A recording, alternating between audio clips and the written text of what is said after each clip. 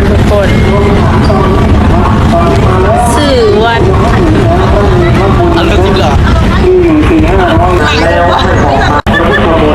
เนี่ยก็ปวดเหียนนะเน้นหลายเน้นน้อย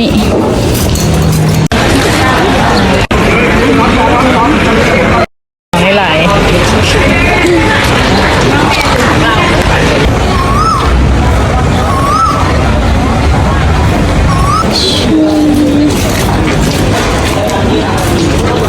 เน้นน้อยตอนนี้กำลังย่างนะคะยังกินนะทุกคนเขาจะกินมะม่วงขนาด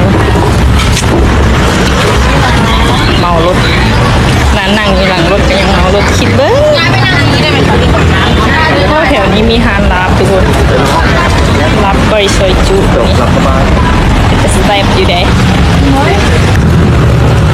จ้าผู้พาย่างก็จะสิพาย่างโดยเขาใส่ในกิดเดา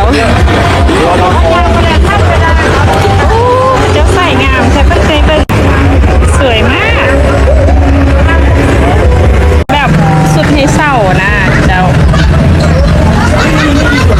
เคยก็ยังใส่อยู่ได้ก็เลยหัวผู้สาว2 คนนะส่วนไป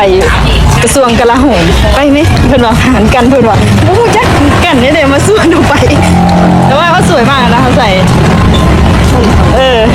ผู้สาวสน้อยจะเจ้า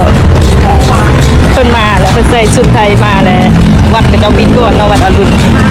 ไปหรองามเนาะไปว่าหนะทุกคนเลยชวนค่อยไปถ่ายรูปต่อเพิ่นไปเพราะเพิ่นไปเดียวเพิ่นไปกระทรวงกลาโหมเพิ่นว่าหาเดียวเพิ่นว่าโอ้สูงเดี๋ยวมาชวนเพิ่นโอ้เพิ่นว่ามีธุระต่อเพิ่นว่าสิเนาะแต่ยังหัวคือบรรยากาศยามมื้อแลงเลยทุกคนอยู่หน้าวัดอรุณแต่ว่าเขาเจ้าปิดแล้วอันนี้เฮามางานมาบวชเนนน้อยเนาะหลานน้อยแล้วก็เลยถ้าเวลาแล้วก็เลยพากันมาย่างลิ้นหน่อยนึงเพราะว่าถ้าเจ้าอาวาสเพิ่นมาประมาณ2 ทุ่มเหมือนกันก็เลยพากันมาย่างหน่อยนึง